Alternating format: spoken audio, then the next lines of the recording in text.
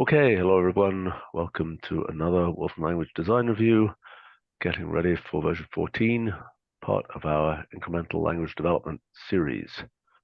All right, the first function here. Okay, Yes, we get to see a rough page. This was a suggested by the AI function, as I recall. correct. Yeah, it was one of the ones that came in through our LLM tools, and Danny and Ian put together the function and ref page, and we just wanted to get a final once over. Oh, wait a minute. What the heck's happening here? This is not letting me type here. See if this works. That worked.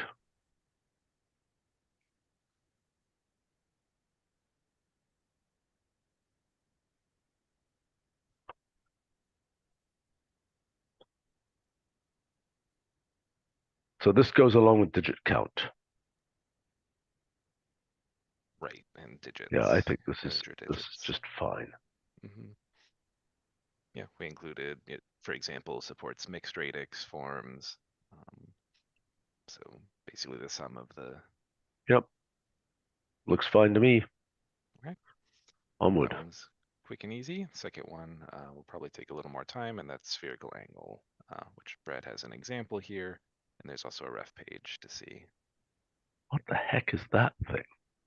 Well, it's a graph of vertices on a sphere that has some special angle properties. Actually, Oh, okay. those are great circles if you turn them into arcs instead of lines. Maybe we should look at the documentation first, though, because this is kind of like a neat example that the documentation has more simple things in it. So we looked at spherical distance for the last version, right? Spherical Yeah, distance we have.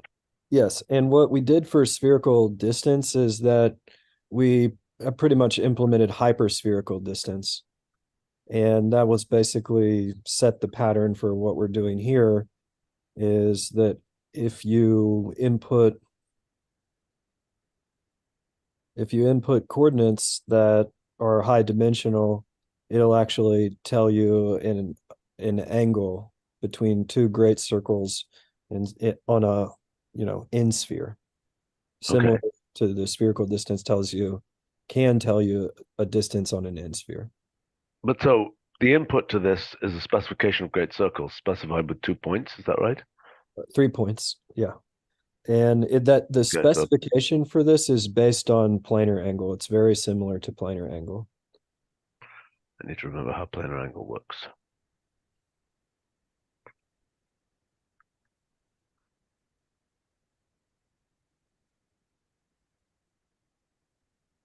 Oh, I see. Yeah. No, I haven't used planar angle very much, and I'm surprised. It seemed like a function one should be using all the time. Yeah. Actually, I didn't know it existed, but now that I know about it, I think it is a pretty good one to use.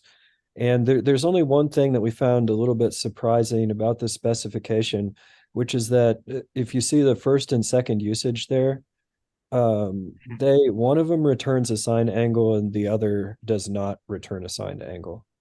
And in spherical angle, we just made a decision of returning the signed angle as often as possible. What do you mean it doesn't return a sign? I mean, doesn't it Oh, say the you'll have to same? you'll have to Can you look at open details? yeah, because there's something in details that it splits cases or something. Yeah, the signed angles are the counterclockwise and clockwise, and Yes. the intent is that you use the rule form. The other ones are triangle angles, which we introduced for synthetic geometry, and those are not signed, although you can use either syntax. But the intent is the list of 3 points is for triangles, and the rule is for angles between lines. That seems sensible. I mean, so are you proposing something different for the spherical case?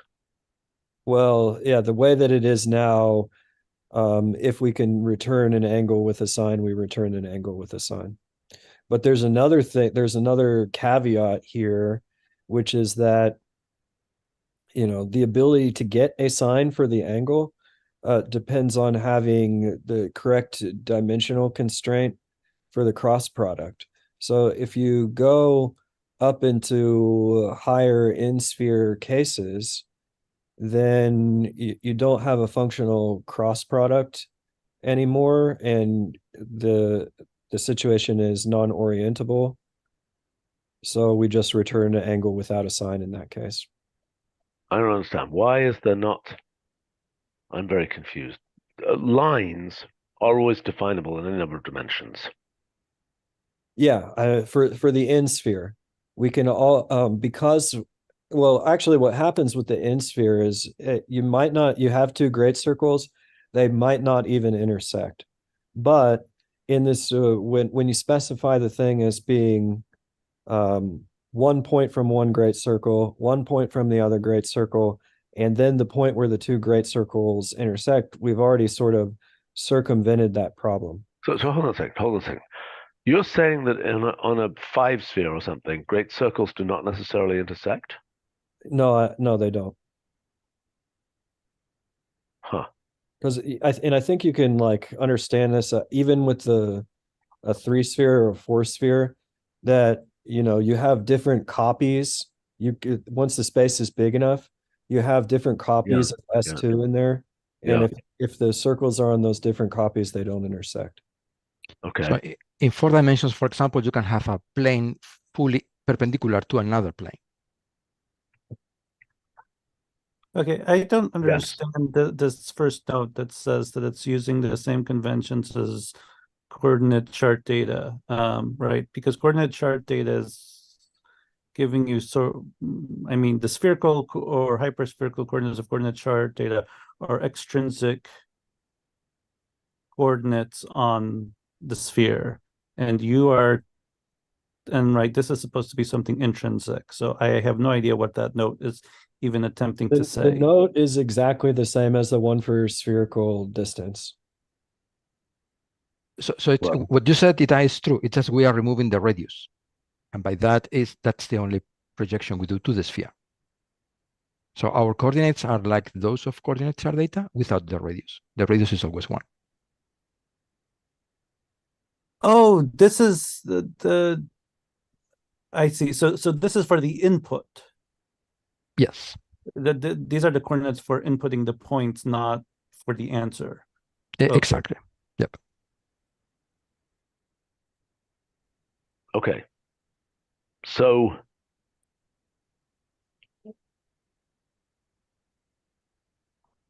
all right. So this is the general case of 3 points. In geodirection, for example, one of the 3 points is always the North Pole. That's why geodirection only needs 2 points. By the way, this should say it's in radians. It doesn't even mention that. Okay, thanks. Yep, it should. But yeah, so maybe following Jose's comment, I think under the comparisons or something, there probably is a geo example there that would be helpful to look at. Like, okay, right here.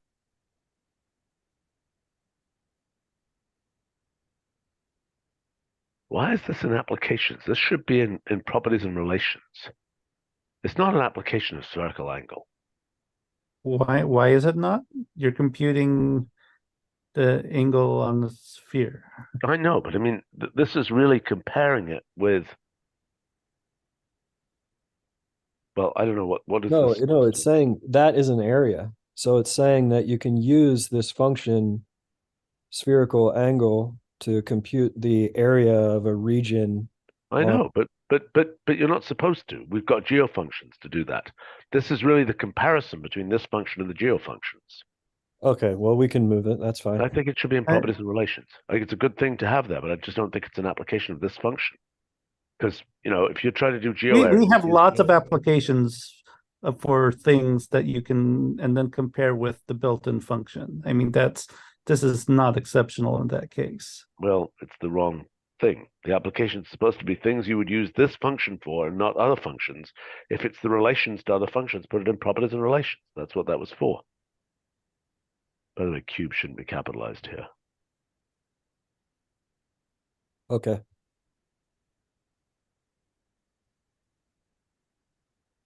I don't know exactly what this is. It looks interesting, but I don't know what it is.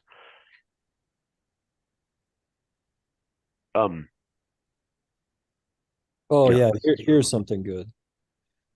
the convention turned out to be different because the mathematical people use counterclockwise for Yeah. angles, in geo it's clockwise. So Yep.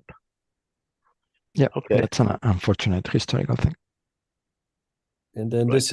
this is the what is it, the pentagramma mirificum, is some old thing that I guess probably Gauss had worked on, where you draw like 5 great circles on the sphere, and it's possible that you get a pentagon outlined, and the pentagon has star points on it. Those star points that are on the pentagon turn out to have right angles. It's a 4-joined vertex, and all those four angles are 90 degrees. Okay. So Which you have to prove here. The 5, right? Yep. That's the definition of this pentagramma, is all such geometries that have that 90-degree condition. Where's the C alsos here? Well, you'll put them in. Yeah. Well, we'll put in the planar angle, spherical Yeah, distance, and the geo stuff.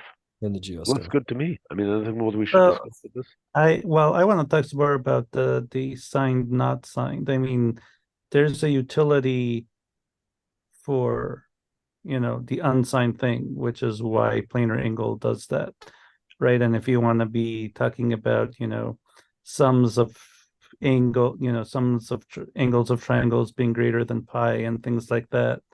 I mean, do we really want to have this difference with planar angle? Well, it's just a matter of adding mod 2 pi. Well, Well, okay, yes, sorry. all So angles are defined mod 2 pi, right? Well, look, here's it's what I not. want to. If we say spherical angle here, let me just understand this. If what the heck? Why isn't this working? This is the prototype build. No, it's not. Where is the prototype build? Oh, okay, so if I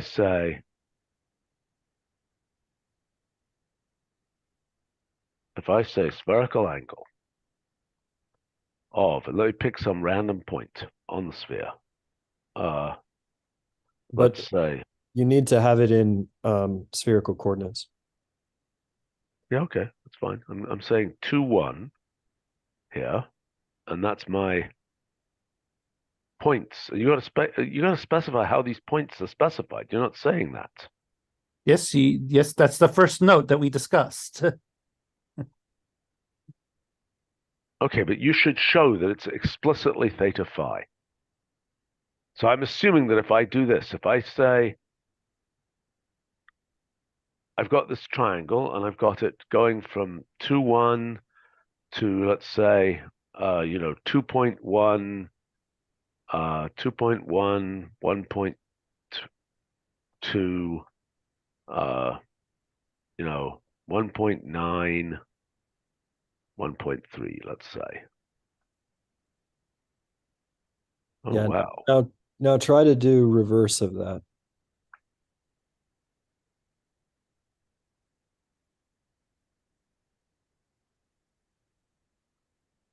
Okay, but now what I want to do So is this. I want to take that those first points. input.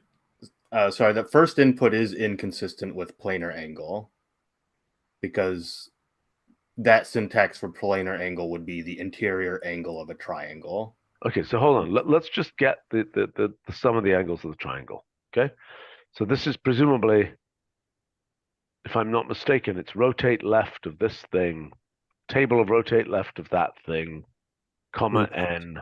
Yep. Am I right? Yep. And there's a threaded usage, so you can get all the angles just by putting that whole thing in spherical angle. Okay, so 0 to 2 here, right? Like this. Yep. Okay, so now let's say spherical angle of that. Okay, and now let's say total of that. Oh, splaffaroo. Why the heck isn't it? Oh, I see. Because it's the sum of the triangle. Yeah, okay. So if we take these things. That should be the area, right? That or even though it's got a sign on it. Yeah, but I don't know what that sign is doing. And I'd like to see the following thing. So I'm going to do this. I'm going to say here.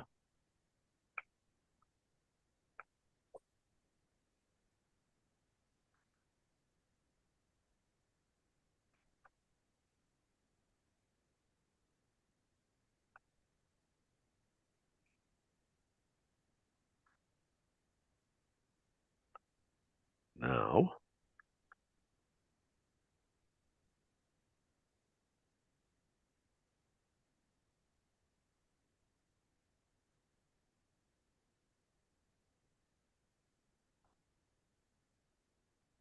Grind, grind, grind. Right. I mean, that's not going to have a simple expression. No, I Yeah, agree. I'm not sure what we're trying to accomplish here. Well, here, let me do what I'm trying to do. Let's say plot %8 d from 0 to pi, let's say.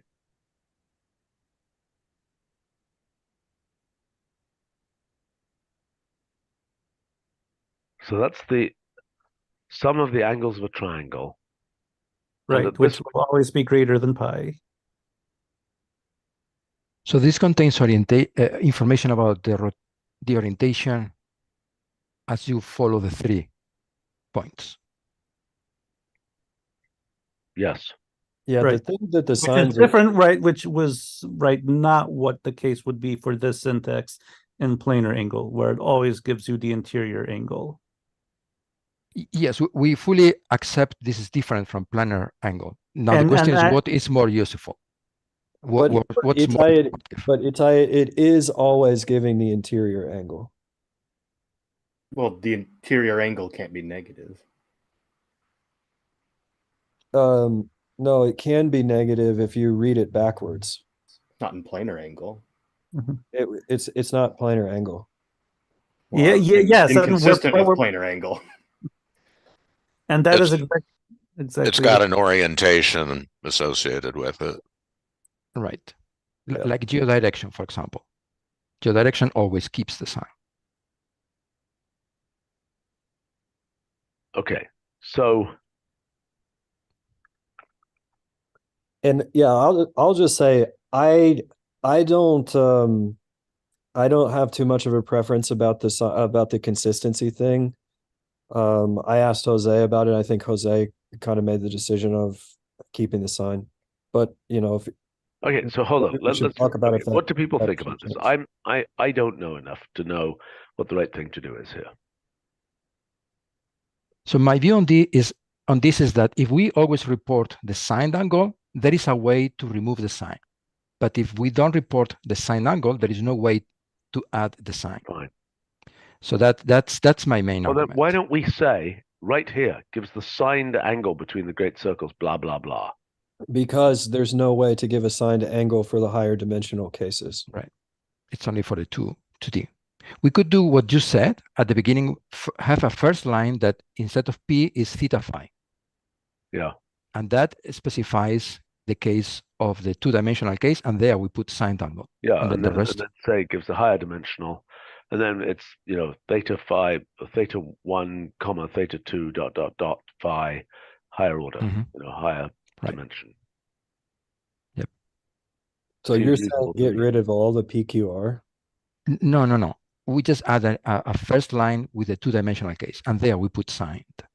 Okay, yeah. And the rest of the cases are. That looks good to me. I mean, when do we get all the rest of the spherical trigonometry functions? What is the roadmap for them? This one looks to me like, I mean, a lot of effort has been spent on this one. It seems like it is great, but no, you know, it's actually, it wasn't. I don't think it was too much effort. Okay. All right. Well, main thing that's been the effort was the an exploration of spherical clipping that we did. What does that mean? Well, like, you know how we have big geo country polygons? Yes. Whenever we create a map projection of the Earth, we need to chop the boundaries. Yep. And we want, I mean, ultimately in the long term, I think we want to have the mathematical version of that algorithm. I see. For what purpose? Go ahead. Well, for applications to the geo. I mean, it would be really great if we had the spherical version of that. Then we could, the mathematical version, we could use the mathematical version to do the clipping and as opposed to the version that just works with coordinates. Well, I think that there are two parts here. So this project has the computational part all these functions to compute things like distances, angles, areas, etc. And then the graphical part. We need a sphere graphics and polygons, etc. And so the graphical part will be shared with Geo. But the mathematical part here it's more complicated because we want exact results, etc. So it goes beyond what Geo needs or does. Yeah, okay. And so that's the part that Brad is focusing right now. We are developing at the same time this framework for graphical spherical graphics, and yeah, and that will be shared. And that's where we are working on all these algorithms. And then, of course, Brad wants also some of those algorithms to work exactly. And it will be done for this spherical part. Okay. The mathematical spherical part, but that's under development.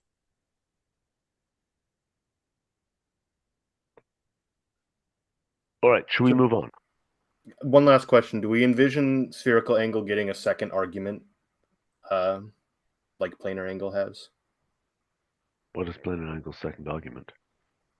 Well, you can specify, usually there's an orientation I see. inferred by the order of the points, but you can just override that and ask for the different orientation. Or in the case of triangles, interior, exterior, or full exterior. Seems somewhat useful for a two-dimensional case. Go ahead. Jose and I talked about it and decided to leave it out so far. Okay, fine. I don't think it's terrible to leave it out for now. All right, So, terrific. One final comment. So as we proceed with all the sphere functions, should it be all spherical or sphere? Because I find myself using sphere graphics and sphere polygon rather than spherical graphics. Sounds a bit strange. So before we move on with more spherical functions, we need to make that decision. I think it should be spherical. I think sphere graphics. Well, that's a bit odd. I'd always thought they were going to be called spherical X. Sort of like the difference between plane angle and planar angle. You have to make a choice. Yeah. I mean, it's the adjectival form. It's a spherical angle. Well, I agree that sphere graphics is well, gosh. I mean, that would require... What is the family of functions? Well, I think here we will need the graphics itself plus the primitives, polygon, point, line. And then we will have more, the computational part I was referring to before sounds nice with spherical. Distance, angle. Yeah, absolutely. Spherical triangle is what you always call it. You don't call it a sphere triangle, which I don't know what the heck that would be. Right. But spherical graphics, I don't know, it sounds like you are not referring to, it's the graphics that is spherical, not the graphics on a sphere. Yeah, no, I understand. But I think it's going to have to be the spherical family. See, presumably we're one day going to have hyperbolic graphics too, or something. Mm-hmm. And those are adjectival forms. It's not hyperbola graphics. Okay. I mean, we cheated with Geo and Astro by using the word roots. Right, exactly. But I don't think we can do that here. Mm-hmm. I really do think spherical graphics is going to be a worthwhile, very nice function. And I mean, it shouldn't be that difficult to do, right? Based on geographics technology. Correct? Yes, but fundamentally it's all vector, or vector has to work well.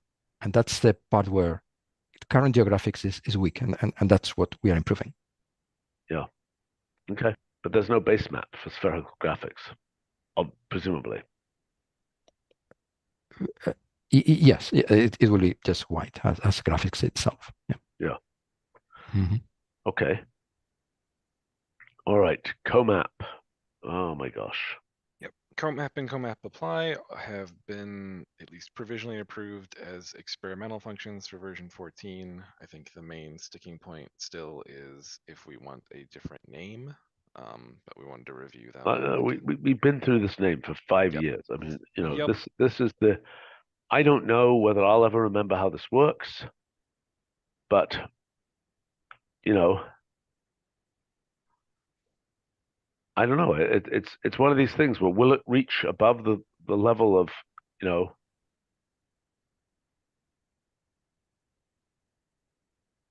Will it get used like map or will it get used like through?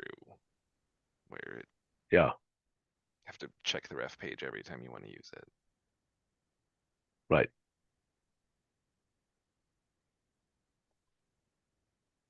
I think its name is as good as we're going to get. It Okay. it satisfies some kind of misery minimax condition. Yeah. So the main question is, are we satisfied with leaving it as experimental, or do we Yes. think we're okay? That's what we should do, because it might change its name. If it really is incomprehensible, people are like, what the heck is this? Mm-hmm. Okay. Okay, Nice. message redirection. So this is a bit of a spin-off from the general topic of error handling. We talked last time about the general error handling packlet, and one specific utility that at least within the ILD group we use a lot is message redirection, because a lot of times we're writing a function that either has similar argument handling to an existing function or is built on top of an existing function, and we don't want calls into COMAP to start issuing map messages. So we have utilities like this level queue function that basically just calls map on an argument to see if it's actually a level spec. And if it does, then it has to issue the same message over again. And if it doesn't, then it carries on its merry way. And so Rick has this nice function in the function repository that lets us do message replacement, at least for existing messages, just by applying a rule to the message head or the function head. Which I'm sure breaks in all sorts of lovely ways. Yes, there are various caveats, like if the message doesn't exist, it's only defined for a specific set of heads, and you issue it with another head, then you're going to get a missing message. Does the most general case work where you're replacing every message from emanating from inside with the head that you provide it? I believe I made that work, but it's been a while since I looked at it. So that might be the most important single case. Sorry, say that again. Where you want to replace everything that shows up as a message with a particular head.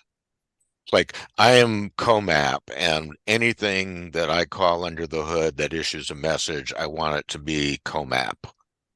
Associated with COMAP. If that case works, the white label that's message useful strategy, where you want the messages branded with your brand. Yes. What I'm maintaining is that is the single most important case, and if that works well, that's useful. I mean, even if it's only an internal utility, we need it often in ILD work. I did make that work actually, and I put it in chat as an example. I'm kind of confused about the name of this function, and I think everything about it. You're saying that within a block, any message issued within a block that was a power message will now be a my function message. Is that correct? Inside this expa here. Yep. Any power function, any message. Any message generated by power will instead. And how does the off stuff work? Does the off stuff work correctly? I doubt this works correctly in the general case. I mean, no, does off work? Does off work with my function? I believe it would if you did off of my function with like the INFI tag or something like that, but it wouldn't respect off of power messages. No, I understand. It shouldn't. I mean, that would be correct. I'm just surprised that can work. I don't actually remember. I'd have to dig into it again. And there are caveats like the power messages are not actually getting issued. So if you have an outer function that is checking for power to issue that message, it's not going to catch it because it's not actually getting issued. Right.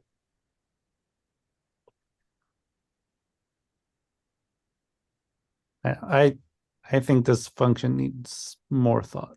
Yeah, I think it requires quite a bit more thought. But I mean, I'm The functionality is very useful. To be able to do this would be super useful. Yeah. Yes, At the very least, it's something we should have in a non-system context. yeah.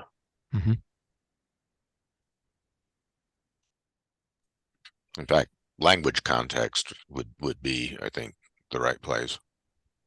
You could certainly, make a small project of having, I can work with Rick, or we can kind of take a modification of this and Ma- have it as an internal utility and bang on it a bit and see, where the edge cases that are big problems are and where it can be refined. And even if it's only used internally for some general cases, it at least gives us some. The name totally confuses me. Yeah, I think it needs head. Perhaps replace message head.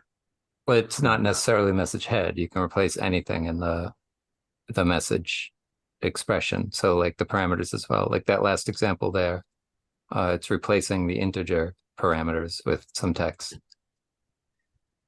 I mean, it's really like reissue message or something. Yeah, that seems like a potentially better name. I see.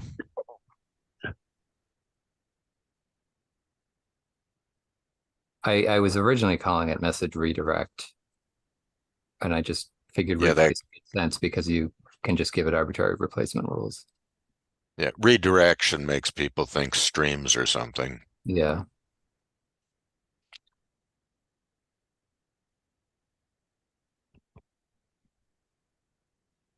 Okay, I'm not sure we're going to get this solved today, and I think this should be combined with the error handling discussion because this is a whole. Yes, That's definitely don't part of know- it. Yep. Well, I don't know why this one piece was split off for here. Well, Right. but no, Itai, maybe, I mean, That- maybe it's that- not that- ILP discussion, but we need this internally. fine, but there's a time and a place, and I don't think this is it. Fair enough. We were originally going to cover it during the error handling discussion, and that discussion got cut a little short. We also didn't get to talk about failsafe, but Christopher wasn't immediately available, and we weren't sure how long the prior points were. So I at least wanted to be able to touch on them a little bit, even if it's just to say this is All right. interesting, needs more thought. We need a bigger group to discuss it more thoroughly, or say, Sounds I good. think this idea is terrible, and move on. All right. I mean, look, message gymnastics is definitely a topic, and understanding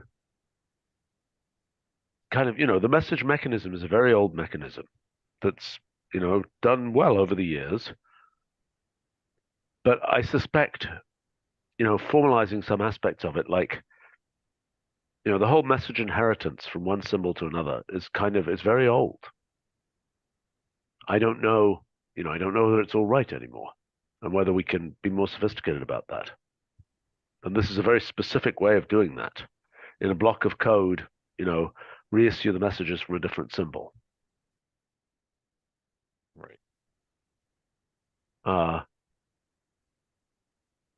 I would have thought message modify was better than message replace because I understand that they are replacement rules, but it's still a complicated concept of what's happening. Anyway, just one small point. All right, let's wrap it up. Okay. Nothing else here? Nope, that should take care of us for 14, at least Great. on the IoT front. Okay. Thanks a lot. All right, see you all soon. Bye. Bye. Bye. Bye. Wow.